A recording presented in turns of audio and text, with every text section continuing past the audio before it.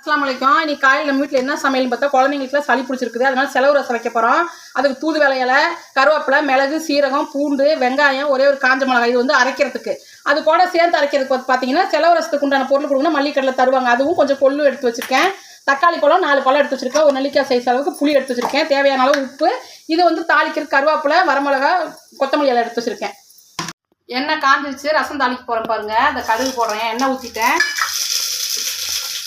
இப்போ கருவேப்பிலையும் காஞ்ச மிளகாயும் போடுறேன்.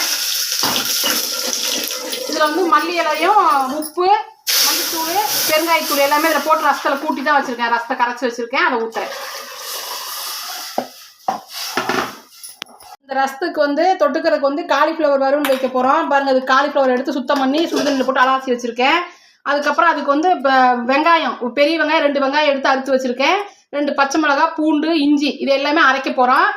அப்புறம் தனி மிளகாத்தூள் 1 ஸ்பூனு, கரம் மசாலா தூள் கொஞ்சம், தயிர் 100 ml தயிரில் கொஞ்சோண்டு சர்க்கரை போட்டு கலக்கி வச்சுருக்கேன். தக்காளி பழம் 4 எடுத்து வச்சுருக்கேன். பாருங்கள், காலிஃப்ளவர் வறுவலுக்கு வந்து இது போடுறேன். எண்ணெய் காஞ்சிருச்சு. கொஞ்சோண்டு சீரகம் போடுறேன். சீரகம் பொரிஞ்சோடனே இந்த அரைச்சி வச்சோம்ல வெங்காயம், பூண்டு, இஞ்சி, பச்சை மிளகா அதெல்லாம் போட்டு வதக்கும்.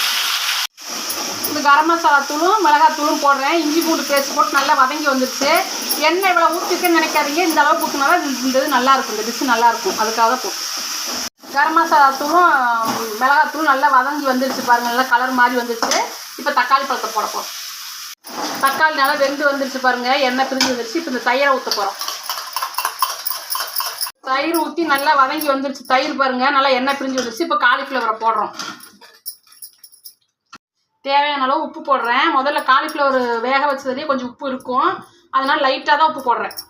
நல்லா வெந்துருச்சு பாருங்கள். கிரேவி மாதிரி வந்துருச்சு. இவ்வளோதான் இதுக்கு வேலை முடிஞ்சிச்சு பாருங்கள். கொத்தமல்லி தழை தூவி இறக்க போகிறோம். அவ்வளோதான் இதோட வேலை முடிஞ்சிச்சு. நீங்களும் இதேமாரி செஞ்சு சாப்பிட்டு பார்த்துட்டு எப்படி இருக்குன்னு கமெண்ட்டில் சொல்லுங்கள். எல்லோரும் தயவுசெய்து சப்ஸ்கிரைப் பண்ணுங்கள். எல்லாத்துக்கும் அஸ்ஸலாமு அலைக்கும்.